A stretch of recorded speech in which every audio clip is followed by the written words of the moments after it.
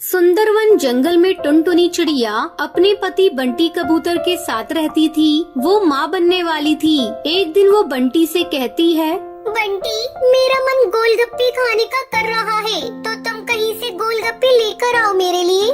तुम भी ना, इस हालात में तुमको गोलगप्पे खाना है? अरे खाना ही है तो कुछ अच्छी चीजें खाओ ना। ये बाहर की चीजें खाने से क्या होता है? देखो, मैं जानती हूँ तुम बाहर की जंक फूड के खिलाफ हो। मैं तो चटोरी हूँ ना, और मुझे गोलगप्पे बहुत पसंद है। तुम प्लीज मेरे लिए गोलगप्पे ले आओ ना। नहीं, तुम गोलगप्पे नहीं खाओगी। अगर तुम्हें खाना ही है तो तुम फल खा लो, कुछ खट्टा मीठा खा लो। ये सब कौन खाता है? ठीक है, मतलब मैं खाना नहीं खाऊंगी। ये सुनकर बंटी कबूतर अपनी पत्नी के लिए गोलगप्पे लेने के लिए निकल जाता है। उसे मार्केट में एक सुंदर सी चिड़िया दिखाई दे रही थी जो कि गोलगप्पे बेच रही होती है। गोलगप्पे ले लो, खट्टे मीठे गोलगप्पे ले लो, चटपटे गोलगप्पे ले लो। बंटी उस चिड़िया के पास जाता है और वहाँ से गोलगप्पे खरीद कर ले आता है और टुनटुनी को दे देता है। टुनटुनी खुशी खुशी गोलगप्पे खाकर सो जाती है। रात को अचानक टुनटुनी के पेट में बहुत तेज से दर्द उठता है। वो दर्द से चिल्लाने लगती है। बंटी उसे हॉस्पिटल लेकर जाता है। आई एम रियली सॉरी, हम आपके बच्चे को नहीं बचा पाए। ये खबर सुनकर मानो बंटी और टुनटुनी के ऊपर दुखों का पहाड़ टूट पड़ता है। ऐसे ही कुछ दिन बीत जाते हैं। टुनटुनी और बंटी की लाइफ फिर से नॉर्मल हो जाती है। दोनों हंसी खुशी अपना जीवन जी रहे होते हैं। ऐसे ही एक रात दोनों पति पत्नी आराम से सो रहे थे। तभी टुनटुनी के पास एक भूतिया चिड़िया की आत्मा आती है, जिसे देखकर टुनटुनी बहुत डर जाती है। बता, कब छोड़ेगी तू मेरे प्यार को, मेरे बंटी को? अभी तो तेरा सिर्फ बच्चा ही मारा है मैंने। अगर तूने मेरे बंटी को नहीं छोड़ा तो मैं तुझे भी जान से मार दूंगी। कौन हो तुम? और ये मेरे पति हैं। मैं इन्हें कभी नहीं छोड़ूंगी। अग्नि के साथ फेरे लेकर हम दोनों ने शादी की है। तेरा पति होने से पहले ये मेरा प्यार हुआ करता था, और मैं अपने प्यार को इस जंग में तो हासिल करके ही रहूंगी। तुझे जो करना है तो कर ले, मैं नहीं डरती किसी से।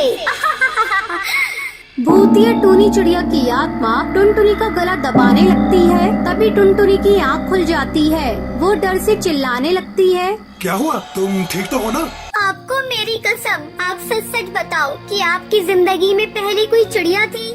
हाँ टुनटुनी, मेरी लाइफ में पहले एक चिड़िया थी। हम दोनों एक दूसरे से बहुत ज्यादा प्यार करते थे, लेकिन हमारी शादी के लिए हमारे पेरेंट्स नहीं माने, क्योंकि वो बहुत गरीब थी। मैं अपनी फैमिली के अगेंस्ट नहीं जा सकता था, और वह चिड़िया मेरे लिए अपने घर को छोड़कर आई थी, लेकिन अपने परिवार को छोड़कर उसके पास नहीं जा पाया। और ये सदमा टूनी चिड़िया बर्दाश्त नहीं कर पाई और उसने सुसाइड कर लिया।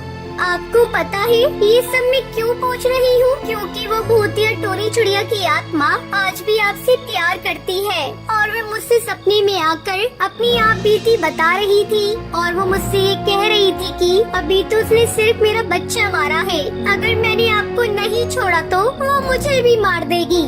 दोनों पति पत्नी आपस में बातें कर रही होते हैं कि तभी वो भूतिया टूनी चिड़िया की आत्मा सामने आती है। तभी बंटी उससे कहता है, देखो, मैं जानता हूँ कि तुम्हारे साथ जो हुआ वह बहुत बुरा हुआ, लेकिन तुम मुझे बस एक ही सवाल का जवाब देना कि तुमने मेरे और टुनटुनी के बच्चे को मारकर मुझसे क्या हासिल कर लिया? क्या तुम टुनटुनी को जान से मारकर मुझे हासिल कर लोगी? लेकिन तुमने मुझे धोखा दिया, प्यार का वादा किया, लेकिन मुझसे शादी नहीं की। अगर तुम उस दिन मेरे पास आ गई होते तो आज मैं जिंदा होती। हाँ, मैं मानता हूँ मेरी गलती थी, लेकिन मैं अपने परिवार को छोड़कर नहीं आ सकता था। मुझे माफ कर दो और यहाँ से चली जाओ।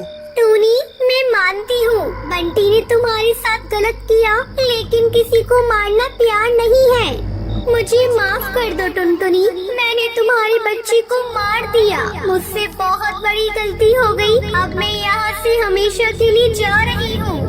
ये कहकर भूतिया टूनी चिड़िया की आत्मा वहाँ से चली जाती है। ऐसे ही कुछ दिन के बाद बंटी अपने घर में एक हवन कराता है, ताकि बाहर की कोई भी शक्ति उसके घर में ना आ सके।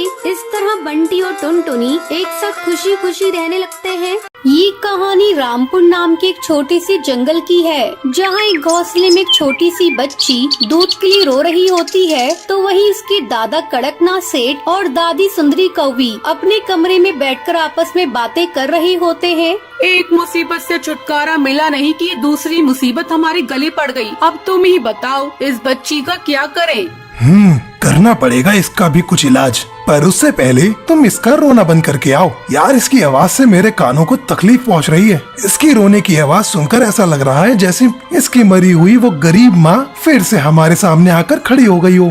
कड़कनाथ और सुंदरी किसी काम से बाहर चले जाते हैं। छोटी सी बच्ची टुनटुनी भूख के मारे अपने बिस्तर पर पड़ी रो रही होती है। तभी जोर से हवा चलती है और टुनटुनी का रोना बंद हो जाता है। बच्ची किसी भूतिया चिड़िया की आत्मा के साए को देखकर खिलखिला उठती है। अब कुछ देर बाद टुनटुनी हवा में उड़ने लगती है और सो जाती है। कड़कनाथ जब घर आता है तो वो देखता है कि बच्ची सो चुकी है। अभी तो ये गला फाड़ फाड़ कर रो रही थी, अब अचानक से ये शांत कैसे हो गई? इतना बोलकर कड़कनाथ अपनी बीवी को आवाज लगाता है। सुंदरी जल्दी से वहाँ आती है। कहीं मर तो नहीं गई? अरे देखो सुंदरी, ये अभी कितना गला फाड़ फाड़ कर रो रही थी और अब अचानक से चुप हो गई। कहीं ऐसा तो नहीं कि ये भूख से मर गई हो? अरे मर जाएगी तो हमारे लिए ही अच्छा होगा ना।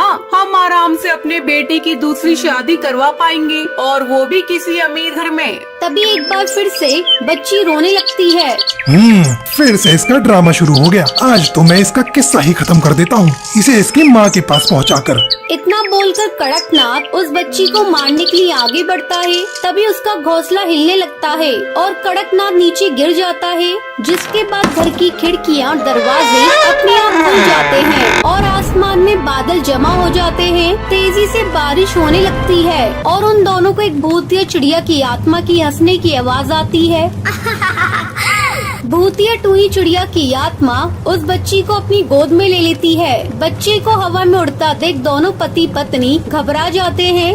ये क्या हो रहा है? अचानक से मौसम कैसे बदल गया और ये बच्ची हवा में कैसे उड़ने लगी? मुझे कुछ गड़बड़ लग रही है। मुझे तो लगता है कि ये बच्ची कोई मामूली बच्ची नहीं है। हमें जल्दी से यहाँ से भागना चाहिए। तुम सही बोल रहे हो कड़कनाथ। इतना बोलकर दोनों भागने लगते हैं कि तभी घर का दरवाजा बंद हो जाता है। भूतिया चिड़िया की आत्मा अपने दोनों पंख लंबे करती है और उन दोनों की गर्दन पकड़कर उन्हें हवा में लटका देती है और खुद उन दोनों के सामने आ जाती है। अपने सामने भूतिया टूनी चिड़िया की आत्मा को देखकर उन दोनों की सिट्टी विट्टी गुल हो जाती है। अरे तू तो मर गई थी ना?